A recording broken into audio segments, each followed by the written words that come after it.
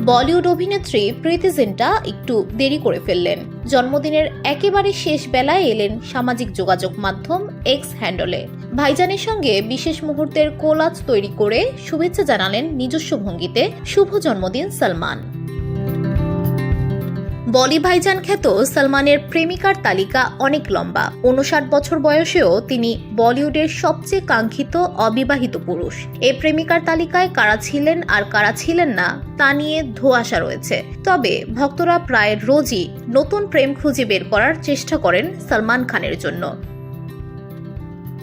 কিন্তু প্রীতি জিন্টা কি কখনো প্রেম করেছিলেন ভাইজানের সঙ্গে? এই প্রশ্ন থেকেই যায়। এত বছর পর সরাসরি এই প্রশ্নের মুখে পড়তে হচ্ছে দুই সন্তানের মা প্রীতি জিন্টাকে।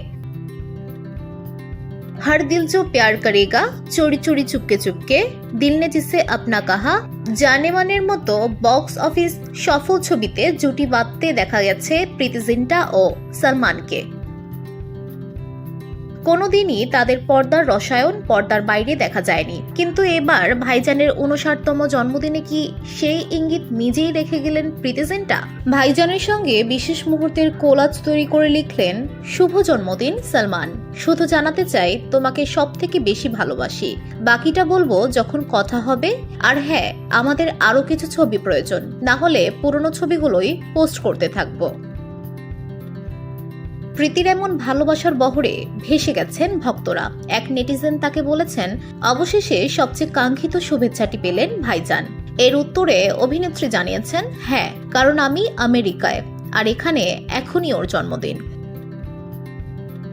কিন্তু সত্যিই কি প্রীতির সঙ্গে এমন কোনো সম্পর্ক ছিল সালমানের? তারা কি কখনো প্রেম করেছেন? এ প্রশ্নও উঠে এসেছে সরাসরি সামাজিক যোগাযোগ মাধ্যমে। প্রীতি লিখেছেন, না, একেবারেই নয়। সালমান আমার পরিবারের একজন, আমার খুব ভালো বন্ধু আর আমার স্বামীরও বন্ধু।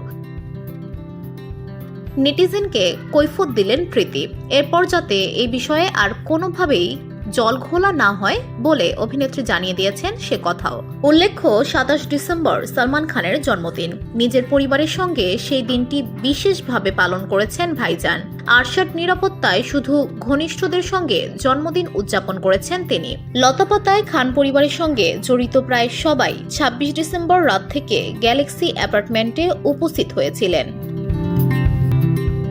VOD Bangla news desk.